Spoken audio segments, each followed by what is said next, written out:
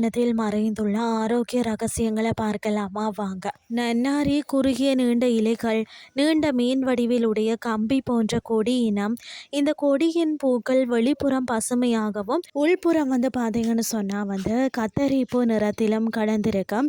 இதன் நறுமணம் உள்ளே வேர்களையே மருத்துவ பயன்கள் உடையது. நன்னாரி நறுக்கு மூலம்தான் நறுநீண்டி, பாதாள மூலிகை போன்ற பல பெயர்களால் அழைக்கப்படுகிறதா. இது சித்தா, ஆயுர்வேதா, ஹோமியோபதியிலும் அதிக அளவில் பயன்படுத்தப்படுகிறது.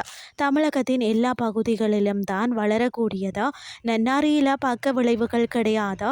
நன்னாரி என்று சொன்னாலே சர்பத் தான் நமக்கு நினைவுக்கு வரும்.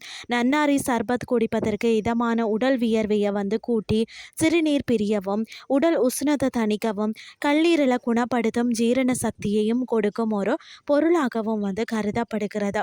இதில் எண்ணற்ற மருத்துவ பலன்கள் நமக்கு கிடைக்கிறது.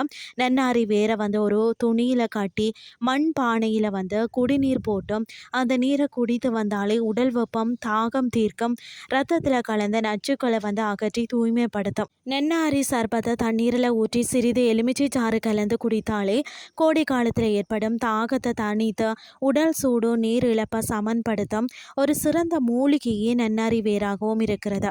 சிறுநீர் எரிச்சல், மலச்சிக்கல், பித்தம், உடல் வலி, தோல் நோய்களை குணப்படுத்த உதவுகிறது. இது இரத்தத்தை தூய்மைப்படுத்தி உடலுக்கு புத்துணர்ச்சி மற்றது ஆற்றலை வழங்குகிறது. நன்னாரி வேர் சித்த மருத்துவத்தில் பயன்படுத்தப்படுகிறது. பித்தம் தீரணும்னு சொன்னால் நன்னாரி வேரை அரைத்து தேனில் கலந்து சாப்பிட்டு வந்தாலே அதிகம் பித்தம் தீருமாம்.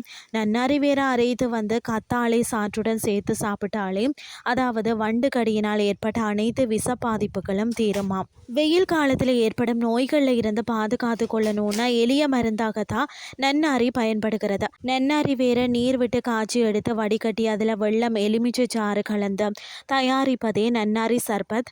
இது கோடை காலத்தில் சிறந்த பானமாக திகழ்கிறது.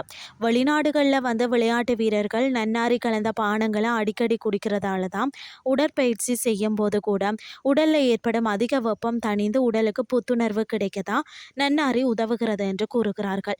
இன்றைய கிறிஸ்டி உங்களுக்கு பிரயோசனமாக அமைஞ்சிருக்கும்னு சொல்லி நானும் நம்புகிறேன். இதே மாதிரி மற்றொரு கிறிஸ்டியின் வேலைக்கு உங்களை சந்திக்கிறேன். நன்றி.